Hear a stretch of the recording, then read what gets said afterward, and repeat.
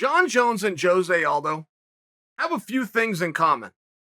I mean, think about it from this perspective. These are both guys who, for a period of time, were the absolute best in their craft. But they're both guys who did it absence of a fan base. And you sit and you wonder why. And with Jose Aldo, it was very easy to identify, which was what Aldo wanted to do, and he lacked communication. Right? He was unable to come out and speak to people, but it also wasn't what he was interested in. He was interested in competing, refining his skills, getting his hand raised on to the next. Okay. Did a great job. We can see why. Did it have a fan base? We can see why. Jon's is very similar, except Jon will communicate. He just always separates himself from. He does not want to be of the people.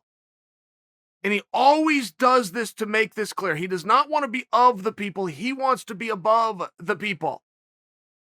I mean, I watched Jon on an Instagram when people were saying to him that he was scared of Francis. And Jon came out and he just goes, look, just because you guys are scared of Francis doesn't mean I'm scared of Francis. That was a great and fair and simple point. But he didn't stop. He then said, remember, you're probably not a lot like me. And I'm just sitting there going, oh my goodness, this is to his own people on his own social media. And he just informed them that they're not like him.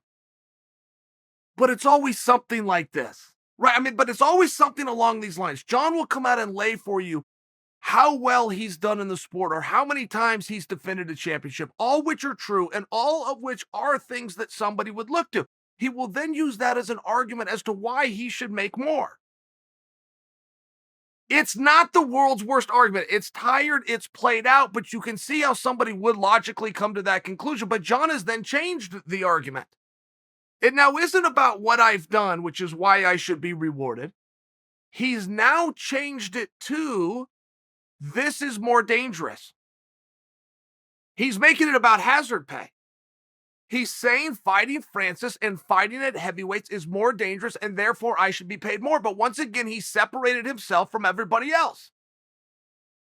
All of you have watched Jon Jones and all of you go and make a living each day. Have any of you identified a harder day from a less hard day and used and gone and renegotiated with your employer? Ever? Have you ever done that? And would you be able to? And what if your boss conceded and goes, yeah, this is a more dangerous job. That's true. You're going to be on the third floor today instead of ground level. And I could see where if you fell, just by an example, it's going to be more dangerous. I'm not going to pay you any more money. But in the past, it's been pretty cushy and pretty safe, hasn't it? So it all kind of balances out. And you're going to look around. You're going to go, yes. The same reason that you don't ever have the LeBronses or the Tiger Woodses or the Serenas of the world coming out and wanting to negotiate before each game. Because yes, some are going to be harder and some are going to be easier.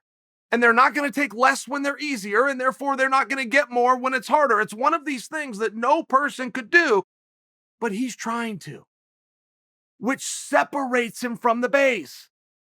Because none of you that watch Jon get to do that.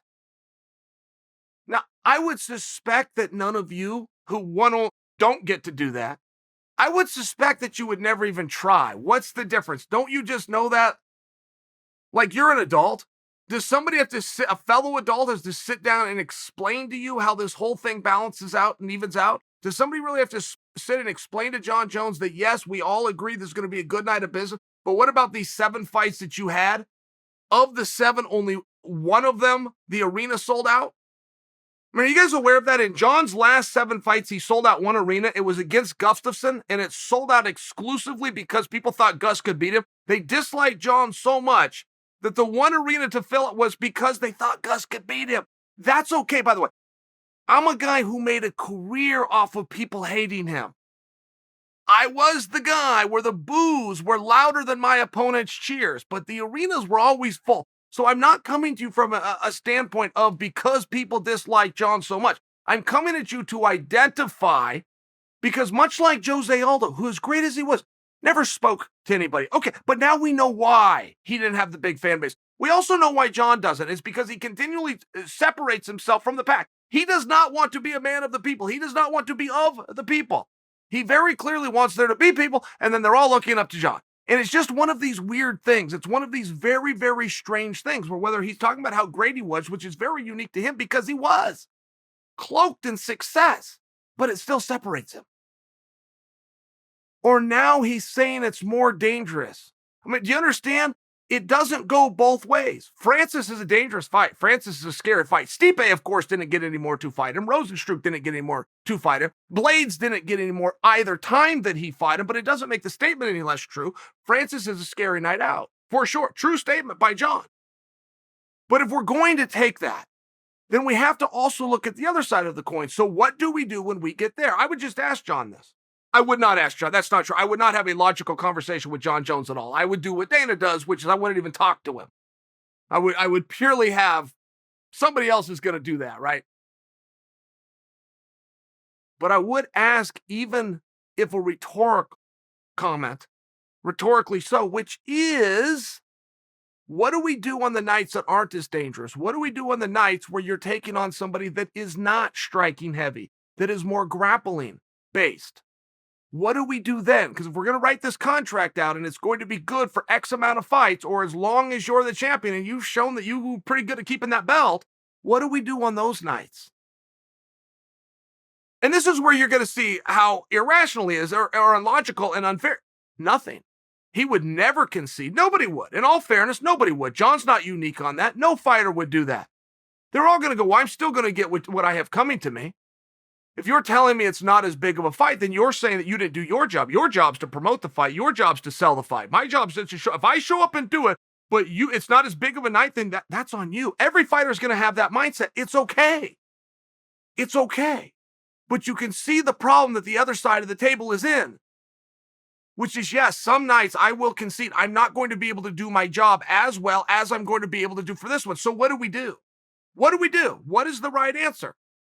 Now, I will tell you, the right answer is already in place. The mechanism is already there. It's called a threshold, and it's your participation. How much do I get on the back end? That all has to do with how well did the front do. So it all corrects itself. And those big nights will be treated differently, and there will be different rewards and compensation, and then it will kind of balance out.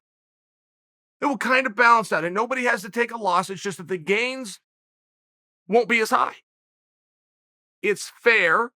It's reasonable. It's well thought out. It goes back to the beginning of this business model, which is unique to pay-per-view. It's consistent. All things that Jon Jones are not.